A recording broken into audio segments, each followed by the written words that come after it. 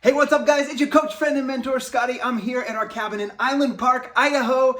I just want to share sort of a story and sort of a testimony of what happened this weekend, just as a memory for my boys that experienced it with me, one of my best friends, Dave, my cousin, Justin, and our kids as we were camping in our RV. So I just got done doing the 6-4-5 sample workout. In 5 minutes, I got to hop on a call with one of our top leaders, Tate Cox, and share sort of our story, our vision of where this company, where this team is going. And so I got to make this video quick, but this is our second year doing what we're calling the Jake Boyce annual camp out. Jake is my cousin. He passed away from organ failure just under 2 years ago, right as coronavirus started.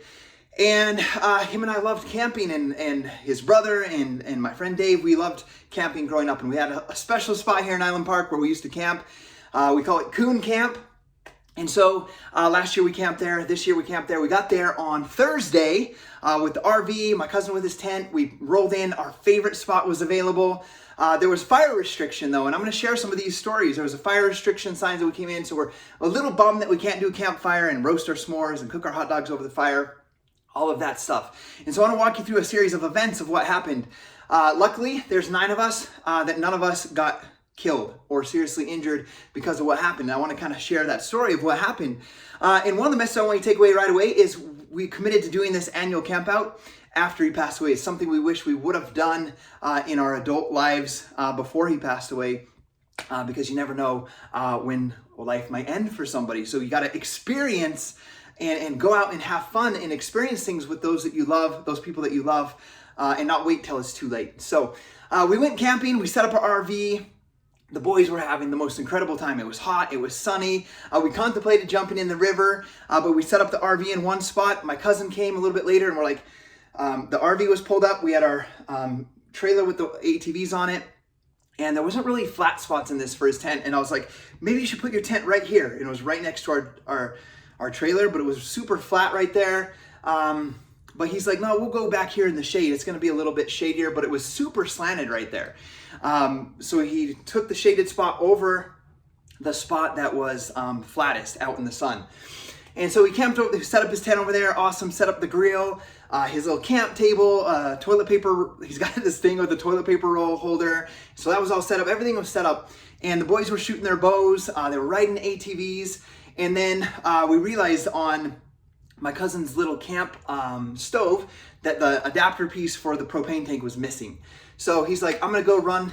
I was like, oh, I got a big Camp Chef, but I don't have a propane tank. So I pulled it out, set it up, and he took off to go pick up a propane tank from his cabin so that we could have a grill to cook on since we couldn't do fires. We had camp chairs set around the fire. We're sitting around the fire pit. There's no fire allowed.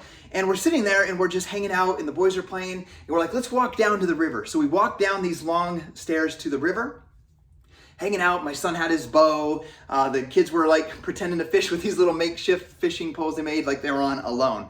And we're hanging out down there and Dave's like, I'm gonna go up there and get my drone and fly down. When I come down, you guys can wave at it. And we're like, oh, okay, cool. He walks up there and it's like a 2-minute walk. He gets up there and I text him on, Dave, it's getting windy down here. I don't know if you could fly that drone down here. And on the other hand, sorry, him up there, as we talked about later, he lifted his drone off the ground and it was shaking, so he decided not to do it. At that time, Justin, his tent starts flapping and Justin, my cousin's son, is with us. He calls his dad, he's like, you better get back here. It's getting windy, it's thundering and lightning. And all of a sudden, me and the boys, it starts raining, we come up, so it's like a 2-minute walk, right? We get up there, Justin and Dave are like holding the tent down, the poles are all the way snapped and buckled, and I go over to start helping them with the tent, and the toilet paper roll shoots off with the wind, and it's like flying like 100 yards of toilet paper roll. So I grab the toilet paper roll, one of Justin's boys runs, he's like wrapping it up. I grab the toilet paper roll, my son, Caleb, and him are right there. I hand the toilet paper roll to them. Then my awning starts flapping. I'm like, oh crap, I gotta get that in before that snaps off. So I get that, and I tell the boys to get in the motorhome with that toilet paper roll to roll it up. We gather all the boys into the motorhome. There's 6 kids and 3 adults. We get them all the little kids into the motorhome, and I get the awning in, and I'm reeling up the top vents, and I just hear yelling from Justin.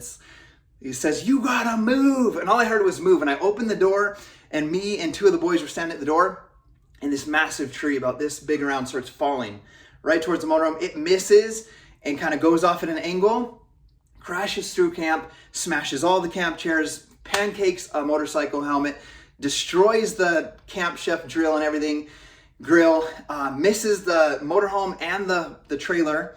It destroys the ramp, our foldable ramp for the trailer, and it smashes down through there. But the things that what I want to just mention that really stood out to me is the toilet paper roll. When they were rolling that up less than a minute before, two of the little boys were right in the path of where that tree landed. That tree, where it landed, was also where we were trying to set the tent up, in the flattest spot. But for some reason, we put it on the sloped hill in the shade.